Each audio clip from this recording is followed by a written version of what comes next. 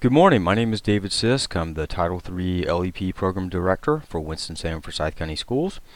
And in this brief video, I'm going to try to keep it to about 5 minutes. I'm going to give you an overview of how to apply the LEP Read to Achieve Good Cause exemption. So I'm on the main web page. If you go to Departments,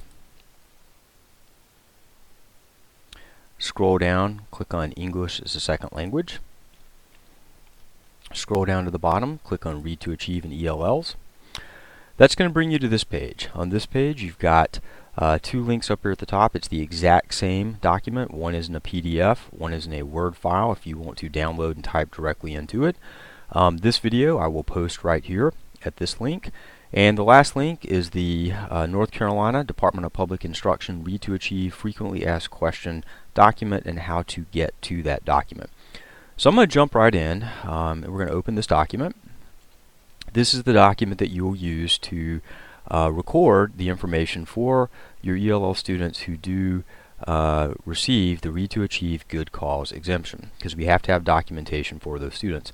The first part is pretty straightforward, just basic information about the child, who is completing this form, and so on. This gives you a little bit of a overview of the document, and you have two options. A child that was currently identified as LEP and received ESL instruction after July 1st, 2014, and then a child who was identified as LEP prior to July 1st, 2014, and whether or not that child does in fact qualify for the ELL Read to Achieve Good Cause exemption. On the next page, these are the keys to understanding and navigating this process for your LEP students. So number one, in North Carolina, every LEP student does in fact receive some type of ESL service. I know in Winston-Salem Forsyth County Schools we do offer parents the option of waiving direct ESL services for their child if their child's identified LEP.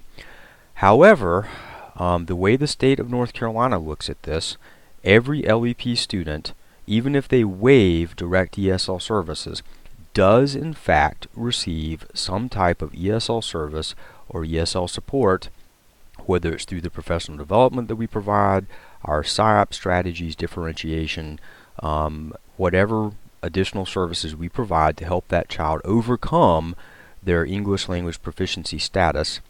That is considered ESL services as far as the state is concerned. So keep that in mind. LEP identification and ESL services are synonymous insofar as we consider a child for the LEP Read to Achieve Good Cause exemption. Number two, LEP students who are identified after July 1st, 2014 would have an LEP Good Cause exemption this year. And that was updated in October of 2015. So that's the important date to remember. And there are a couple caveats with this, a couple additional possibilities. So the clock starts ticking on the Read to Achieve LEP Good Cause exemption when the child is identified as LEP and also enrolled in a North Carolina school.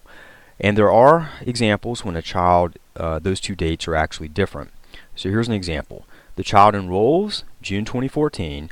However, the child is identified as LEP August of 2014. Possibly the child did not go to the newcomer center, the child was simply missed when that child was discovered, and the child was sent to the newcomer center in the fall. That is when they are officially both identified LEP and enrolled in our school system. That's the key.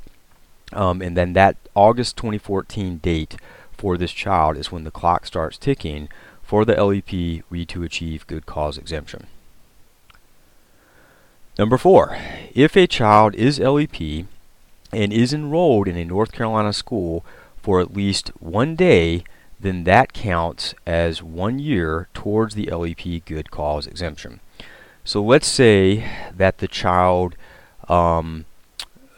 enrolled with us in 2011. That's the first year that the child was enrolled and identified LEP, and then the child left, came back in 2013. That's the child's second year enrolled as LEP in a North Carolina school, so that child has already used 2 years towards the LEP Good Cause exemption and would not be eligible for the LEP Good Cause exemption. So just keep that in mind.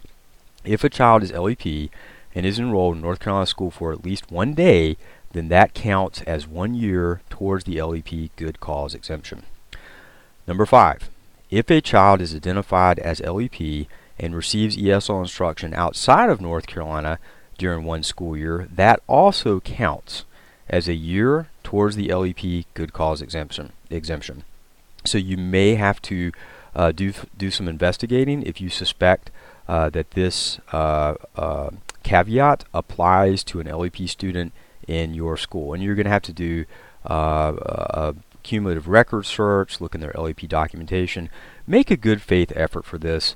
I don't expect you to call other school systems unless that's something that you feel like you need to do.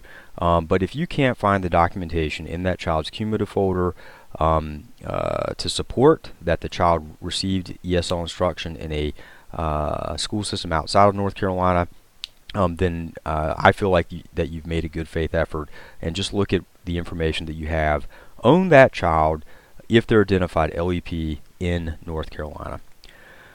Number 6, if an LEP child enrolls in a North Carolina school, then leaves but attends a school anywhere outside of North Carolina, you'll need to do that research to see if they received ESL service during that absence. And of course that connects to the prior caveat, number 5. So those number 4, 5, and 6, these are other situations, probably will be very rare, but other considerations when you're looking at whether or not an LEP student does indeed qualify for the Read to Achieve LEP Good Cause exemption. So I hope this has helped you. My name is David Sisk. If you have any additional questions, please get in touch with me, and I'll be glad to offer you any additional assistance. Thank you very much.